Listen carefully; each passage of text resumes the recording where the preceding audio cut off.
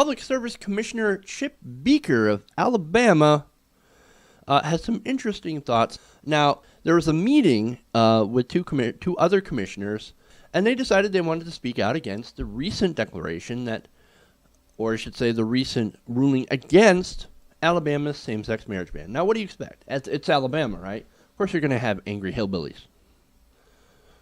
I don't want them guys marrying. Now, Beeker said he was reminded of the difference of our federal government when we were children and how they did not punish success and they did not reward sloth. Now, of course, he's talking about the tax system. Like I said, he's got a lot of fascinatingly horrible thoughts on, different social issues. And, of course, the idea of taxation. He says, with the crowd in D.C. today, we have a wealth redistribution scheme. That is exactly what is happening. Yeah, we have a wealth distribution scheme, all right. The wealth is going all to the rich. Like, if you're on board for that, or if you're on board against that, all right, great. We can talk about how all the money goes through. Oh, you mean poor people. Oh, you mean poor people getting money. Yeah. He says back then the federal government did not entrap people in a welfare state. It's funny how they think that giving people money so they can eat is somehow entrapping them in a welfare state. Because starvation is freedom. Starvation is liberty. Being able to live out in the street because you can't afford a home, freedom. True freedom.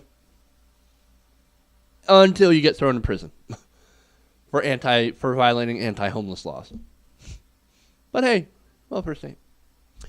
He continues, when I was a child, we could never have imagined the federal government would have sent American citizens unemployment checks. Oh, how dare they? Because they could not find a job to do, because there are none. But endorse the idea that the people who come to this country illegally could have those jobs. Oh, here we go. It's the illegals. It's all the illegals' fault. Illegals. Except that a lot of undocumented immigrants are children. They're not taking jobs. They're children. They can't work. And in a lot of places, they can't even work legally. So no, they're not stealing your jobs. Do they require some sort of welfare? Well, obviously, because they're children. And most of them, especially recently, most of them are trying to escape the fallout from our drug war. But no, he doesn't understand any of that. He doesn't understand any of that. But no, he continues.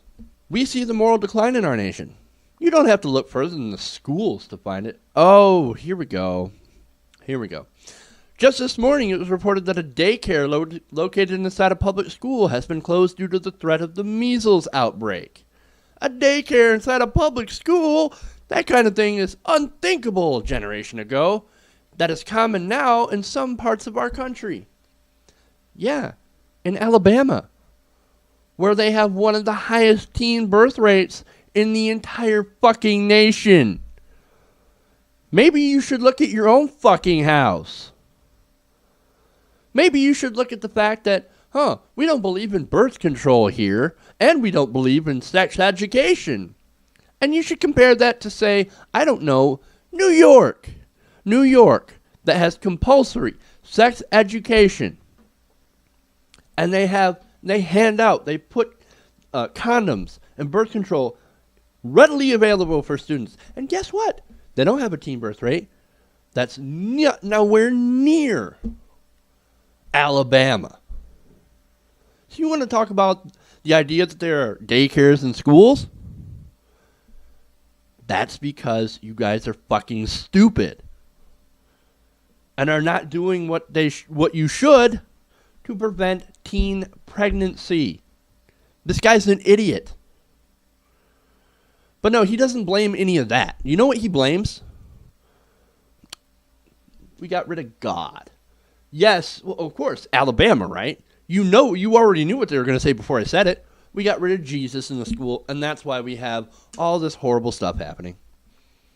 The results of the removal of God from schools is as plain as the results of the attempted removal of God from all the United States. He says, over the last 20 years or so, we have turned from God and his principles in order to be politically correct.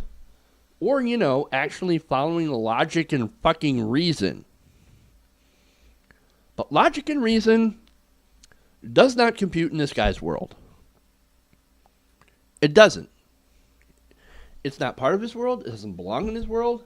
He ignores it, and he blames us not having Jesus. We're a secular country. This guy does not understand that. It's ridiculous. And finally, he says God would hold us accountable for failing to protect Alabama's resources and Christian principles. Typical fucking Tea Party nutbag.